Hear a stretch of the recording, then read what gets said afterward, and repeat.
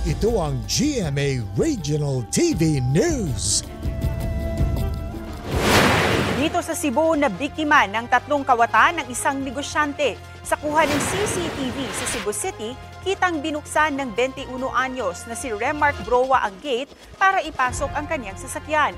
Makalipas ang ilang minuto, bumaba ang 2 lalaking nakasakay sa motorsiklo at pumasok din sa apartment complex.